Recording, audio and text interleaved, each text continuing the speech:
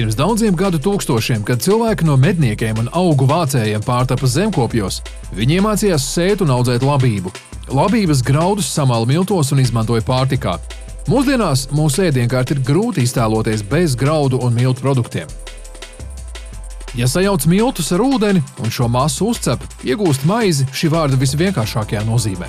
Latviešiem tas ir licies pārāk vienkārši, un rudzu maize ir viens no senākajiem pārtikas produktiem, ko radījusi mūsu senči. Tās pagatavošanas tehnoloģija ir viena no visapjomīgākajām un sarežģītākajām pasaulē.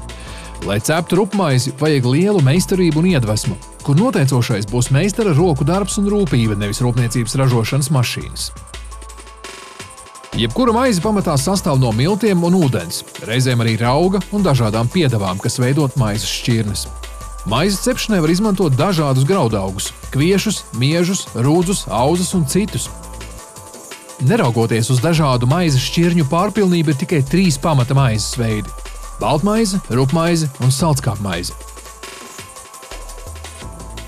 Viens no senākajiem maizes veidiem Latvijā ir rupmaizei. To gatavo no rudzu miltiem. Rupmaizē mums ir milti, iesals, sāls, cukurs, garšvielas dažādas. Ar miltiem jau pats sākums. Ūdens klāt, ieraugs, ieplaucē maizīti, tad mīca, veido kukulīšus, cep un gala rezultātā top maizīti. Rupjā maizīti, salskābā maizīti, un baltmaizītē drusku savādāk tas ir. Rudzu un salskāba maizīti process ir ilgāks. Tad, kad viņi izcep, pēc tam viņi dzesējās, apmēram 3 dienas tas viss kopā iznāk, kamēr mēs viņu dabūnam veikala plauktā. Rudzu maizes gatavošanas process ir visgarākais un sarežģītākais. Tas sastāv no vairākiem posmiem, ļoti svarīgs no kuriem ir mīklas raudzēšanas process. Maizītes pats pirmais sākums. Te ieliek miltus, iesalu, ķīmenītes. Te jau sabērts, sataisīts, tā ir domāts. Atnāk plaucētais uz darbu, viņš ieplaucē ar karstu ūdeni aplej, viņš saliek attiecīgās receptūras, kādas ir salskābu maizītē vai rudzu maizītē, un te sāk maizīti rūgt. Var sacīt, ka maizīte sākas ar ieraugu. Tas sastāv no rauga sēnes, miltiem, ūdens, sāls, cukura un garšvielām, kas vēlāk nosaka rupmaizes īpašības.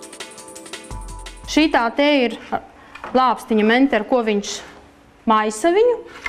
Tad, kad ielej ūdeni, viņš apmaisa visu to, lai milti tiek visi izmaisīti, lai nav baltumiņu, un tad dienā vairākas reizes viņš apmaisa, jo tā maizīte rūkst.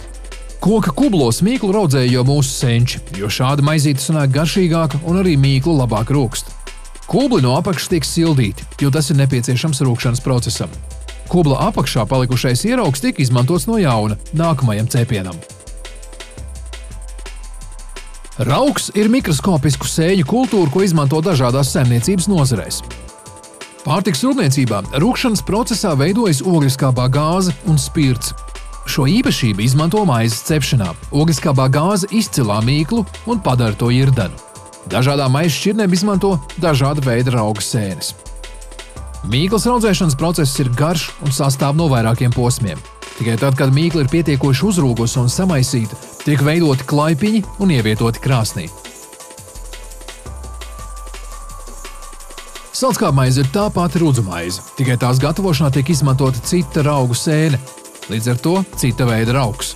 Viss pārējais maizes gatavošanas process ir līdzīgs rupmaizei. Vēl viens savdabīgs maizes veids ir tautā dēvētais ķieģelītis. Tas ir sava veida rupmaizes un baltmaizes hibrīds. Vispopulārākā maize pasaulē ir baltmaize. Bez miltiem un ūdens šeit tiek pievienots arī sāls, cukurs un dažādas piedeves, atkarībā no maizes šķirnes – piens, burkāni, klijas, dažādas sēkliņas. Baltmaizes mīklē tiek pievienots arī raugs, tāds pats, kādu var nopirkt veikalā pīrādziņu cepšanai. Baltmaizes gatavošana ir vienkāršāka. Pirms cepšanas jau gatavie baltmaizes klaipiņi rūkst raudzētavā 20 minūtes. Vairāk kārtēji raudzēšana liek mīklai aizvien vairāk uzpūsties un nodrošina to, lai maize pēc cepšanas būtu mīksta un poraina. Tad klaipus apslapina ar ūdeni, lai sausumā neizkalst un nesaplaisā. Liek uz svariem sver katru klaipiņu. Dalītājs sadala, izveido kukulīti un te jau cepējs liek uz pannas. tad viņu uzraudzē, vēl viņu drusku pačubina, lai viņa smuka sagriež viņu, lai tā būtu piena baltmaizīte, lai varētu atšķirt piena baltmaizi no mājas baltmaizes un liek krāsnī cepties. Konkrētajā gadījumā maizes cepējs var kontrolēt precīzu laiku, cik ilgi kukulīši atrodas audzētavā. Meistars zina, vai tās ir 20 minūtes, vai šoreiz pietiek ar 10. No tā var būt atkarīga maizes garša un kvalitāte. Un arī ar mīlestību maizīte jācep ir. Nevar dusmīgs cilvēks cept maizīti. Ar prieku, ar patiku, lai darbs patiktos. Maizīte taču veido kukulīšus ļoti skaisti. Viņi paņem no maizīti, to mīklas pikucīti un rokā smuki apviļā viņu. Un tad, lai viņai nebūtu saspringts visu laiku tas mugura, tad viņas dansodamas uz vienu pusīti, uz otru pusīti padanso un ieliek laipiņu uz redelītēm, lai viņa tālāk rūkst. Pēc tam, kad maize izcepta, tā tiek sagriezta un safasēta. Tikai tad tā ir gatava veikala plauktam. Kūkas, tortes, cepumi un plātsmaizes izklausās ļoti garšīgi. Tehniski runājot, kūkas tā pati baltmaize vien ir. Arī kūku mīkla tiek veidota no miltiem, ūdens un rauga. Tikai klāt tiek pievienotas piedevas – cukurs, sviests, olas, soda, ķīmenes, rozīnes, magoņu sēkliņas un citas. Šīs ir sāls standziņas. Mīkla tiek maisīta īpašā maisītājā, taču paši cepumi tiek veidot ar rokām. Konditorei ir māksla.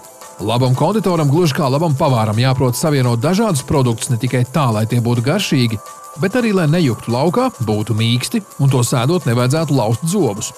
Konditoram savs darbs ir jāmīl, citādi nekas labs nesanāk.